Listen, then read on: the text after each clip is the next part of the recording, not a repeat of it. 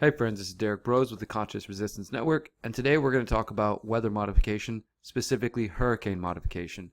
But before we do that, I want to remind you guys to bookmark theconsciousresistance.com, where you can get all of our latest content, all of our essays, articles, interviews, etc. You can also follow us on minds.com, on steemit/dtube. You can join our Discord channel to chat with everybody.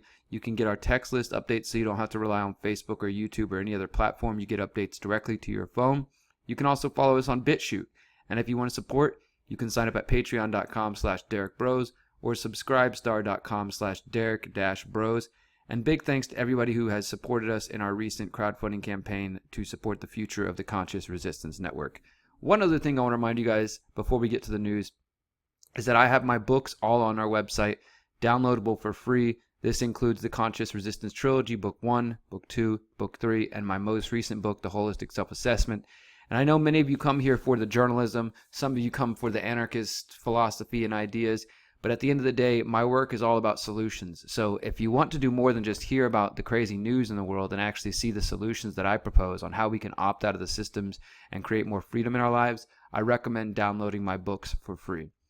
All right, so recently, hurricane modification is back in the news, just as recent as the past week or so, because I guess Trump said something about shooting a nuke into hurricanes, which was described by National Geographic as a bizarre 60-year-old idea. Shooting nukes into hurricanes to try to calm them down or to direct them or control them. And I also saw this on JSTOR Daily, Controlling a Hurricane, and it talks about some of the history of the U.S. government trying to control hurricanes. And this reminded me that I actually wrote an article, a pretty in-depth article, I'd say probably one of the most in-depth that exists so far online, called Yes, the U.S. Government Has Experimented with Controlling Hurricanes. And it was in October 2017 for the Anti-Media. And we're just going to go through piece by piece of this article. There's a lot to it. I don't want to get sucked into too many of the details, but I do think that there are interesting things that we should consider. Now, I think this is not an exhaustive article, but it is one of the most exhaustive, I would say. There's definitely more to it and other areas that people can dig into. But let's start with the very beginning. So this is a brief history of weather modification and as it relates to hurricane modification. So this started back more than 100 years ago, people known as rainmakers, who were men who studied pluviculture, or the act of attempting to create artificial rain used to fight drought. And most of these people were seen as scammers, traveling salesmen pitching fantasy ideas to the gullible about creating rain. However, one of the most successful people was Charles Hatfield. Born in 1875, Hatfield migrated to Southern California and studied pluviculture, eventually creating a secret mixture of 23 chemicals he said could induce rain. Using his secret mixture, Hatfield successfully created storms several times and began to find work creating rain. This included in 1915 when he began working for the San Diego City Council to produce enough rain to fill the Marina Dam Reservoir. He was told that he would receive $10,000 once the reservoir was filled. In early January 2015, rain began pouring over the dam, growing heavier with each day that passed. And on January 20th, the dam broke, causing mass flooding that led to an estimated 20 deaths. Hatfield told the press that he was not to blame, stating that the city should have taken proper precautions. The city refused to pay unless Hatfield accepted liability for the damages and the deaths. And after legal battles, Hatfield was absolved of any wrongdoing when the storm was officially ruled an act of God. However, because they said it was an act of God, his work was seen as a failure and was mostly forgotten. And then in 1947, you have the General Electric, the U.S. Army Corps, the U.S. Air Force, and the Office of Naval Research began attempting to modify hurricanes. One of the main scientists behind this was Nobel Peace Prize winning chemist Irving Langmuir, and he was working as a chemist with GE while he began hypothesizing about how to manipulate hurricanes. In October 1947, the researchers decided to seed a hurricane with ice pellets, and the hurricane began drifting to the northeast into the Atlantic Ocean after being seeded, and the hurricane grew stronger and crashed into Savannah, Georgia. This was actually widely reported in some of the media in Georgia at the time. There was public backlash and a threat of lawsuits against Langmuir and his research team, and despite him claiming responsibility for the storm, researchers concluded that his work did not cause the change in direction. Lawsuits were dropped, but Langmuir continued to work on weather modification. And, this is the key point for me. It's not really that difficult to imagine that the U.S. military and General Electric would want to distance themselves from the destruction which was caused by their project. So they called it a failure in order to remove themselves from not only public backlash, but potential lawsuits. And I did find, and this is just kind of a weird little tidbit, that the Wikipedia page on hurricane modification references a 1965 article from the Sun Sentinel titled "Betsy's Turnaround Stirs Big Questions." And Betsy was another hurricane reported to have been modified. The article was written more than a decade later and apparently reports that a hurricane in 1947 went wacky and that 12 years later it was admitted that the storm had been seeded. I couldn't find an actual copy of that article though, but according to that article from 65 in the Sun Sentinel, they did eventually admit that they had seeded that hurricane. Now, most reports on Project Cirrus claim that the 1947 hurricane was the only attempt, but a look at records that I found, maintained by General Electric, which are right here, indicate that there were several more tests on hurricanes. The records list Albuquerque, New Mexico, Mount Washington, New Hampshire, Burbank, California, and several locations in New York as test sites for cloud seeding with silver iodide. Another section lists cloud seeding attempts in Honduras by Langmuir. The report states that, quote, in 1948 and 1949, Langmuir visited Honduras, Guatemala, and Costa Rica to study tropical cloud formations, and particularly to learn what was being done by Joe Silverthorne, a commercial cloud seeder who was seeding clouds for the United Fruit Company.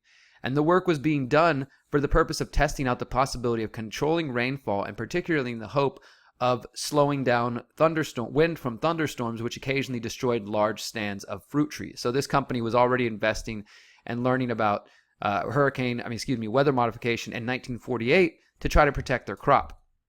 And I definitely recommend checking out this report from General Electric. I mean, there's just so much information in there on their side of things. It details their contracts between the U.S. military and General Electric, as well as other historical details. Now, more recent examples are involved in 1967 and 1971, including Project Storm Fury, Project Cirrus, and Operation Popeye. Project Storm Fury was a government project aimed at weakening tropical cyclones, seeding them with silver iodide. Now, once again, the project was ruled as a failure, but it is not the only time the military and other organizations manipulated weather in this time period. One example of this seeding a hurricane that may have actually been successful was Hurricane Betsy in 1965. As the Sun Sentinel reported in 65, Hurricane Betsy was building strength. It looked like it was aiming for South Carolina, posing no threat to South Florida.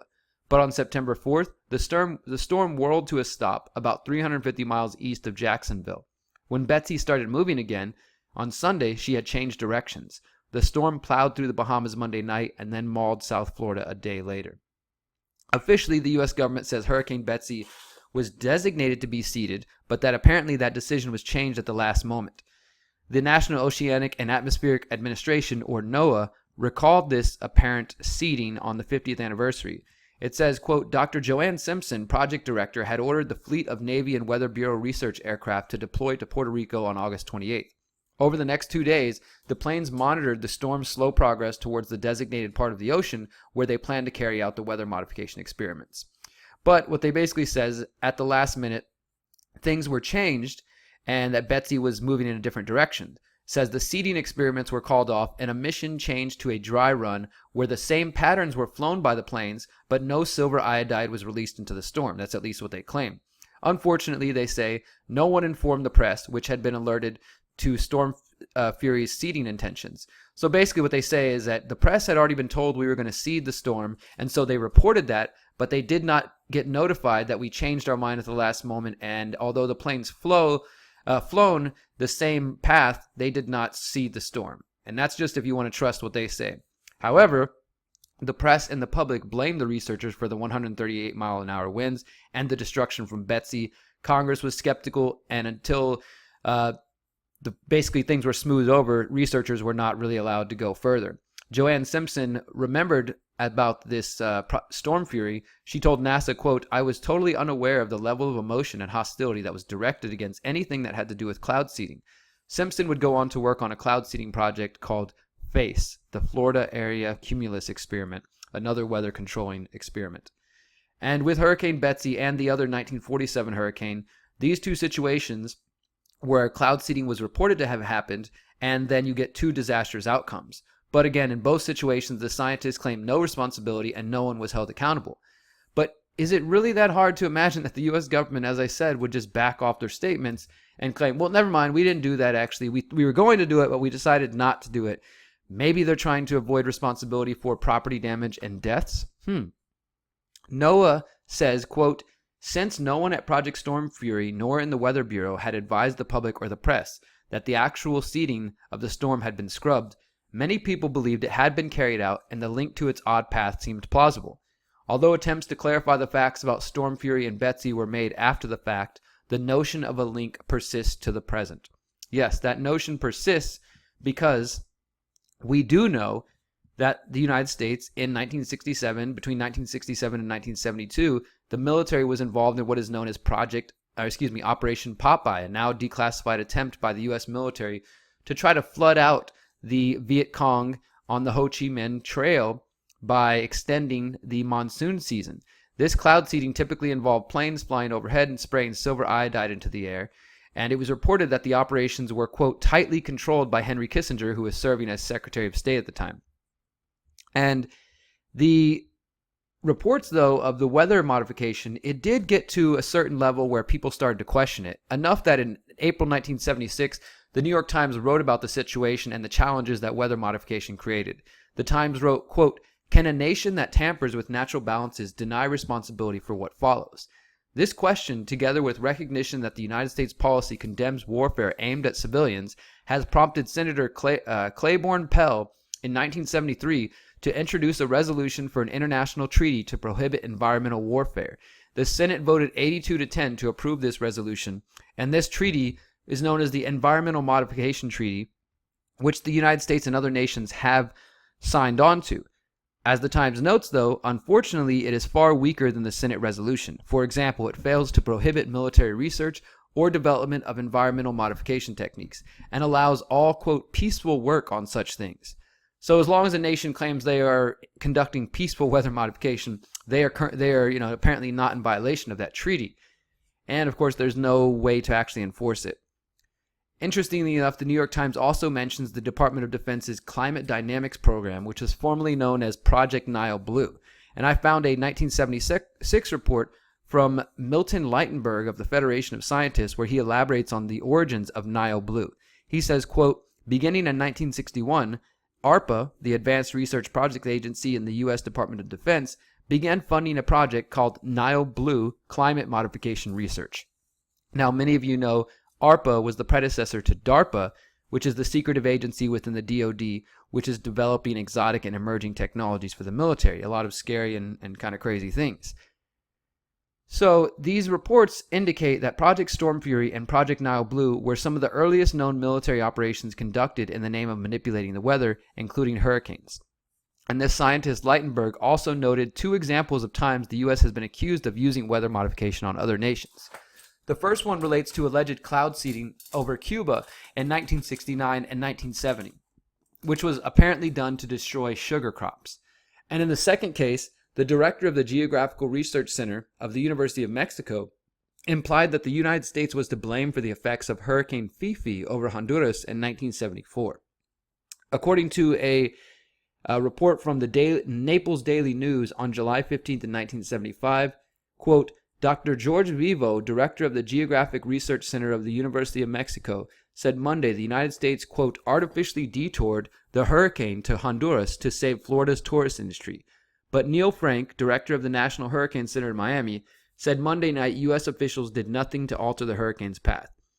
Vivo told the newspaper El Sol de Mexico he held the United States responsible for 10,000 deaths and millions of dollars in damage caused by Fifi in the Central American nation. He said he believed the U.S. authorities used silver iodide against Fifi and as part of what he called a systematic action to change its course.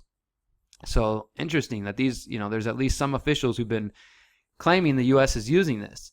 And more recently, I reported in February 2015 that Professor Alan Robach, who worked on the Intergovernmental Panel on Climate Change, the IPCC, he spoke at the annual meeting of the American Association for the Advancement of Science, and he said that he believed the CIA may be using the weather as a weapon of war. He said that he had been called by two men claiming to be from the CIA and were asking whether or not it was possible for hostile governments to use geoengineering against the United States. And of course, geoengineering is another form of weather modification that I've written quite a bit about. And, if we need further evidence, I'm sure many of you have heard about the document, the 1996 document from the U.S. Air Force titled Weather as a Force Multiplier, Owning the Weather by 2025. And one other key component that I'll mention here is that weather historian James Fleming writes that the two men who were largely responsible for computer modeling, which has led to weather forecasting, was done specifically so that eventually they could learn how to engineer the weather. That, the reason they developed the technology was not only to forecast it, but to control it themselves. And he says this would provide a basis for scientific approaches to influencing the weather. And now, more recently, since 2005, since Hurricane Katrina, there was discussions of bringing back this technology, including in November 2005, Dr. Joseph Golden, former manager of NOAA and veteran of Project Storm Fury, the previous attempt in the 50s and 40s, testified before the Senate Committee on Disaster Prediction and Prevention. He said, quote, "After the horrendous devastation and loss of life from Hurricanes Katrina and Rita, I have been asked several times about the possibility of hurricane modification. I firmly believe that we are in a much better position, both with the science and the undergirding technology, than we were when Project Storm Fury was terminated. The need for a renewed national commitment and funding for weather modification has become more urgent." He is also involved in another project called Hurricane Aerosol and Microphysics Program. And in 2010, he gave a presentation to the Department of Homeland Security asking that NOAA organize a workshop on possible new scientific theory and approaches to hurricane modification. That was as recent as February 2008. So I think it's highly likely that since the 2005-2008 hurricanes, whether they were, because of climate change or some other experiment gone wrong, that there has been an increase in push for calls for military funding of hurricane weather modification research. And I think this has been going on since probably the beginning of the 20th century, that way back in the early 1900s, when it started out just as some crazy guys studying pluviculture, it's expanded and now has become more sophisticated, and the U.S. military is definitely involved in that. But I recommend you guys reading that full article on your own and following all the links. I hope this was not too overwhelming with too much information, but I felt it was important.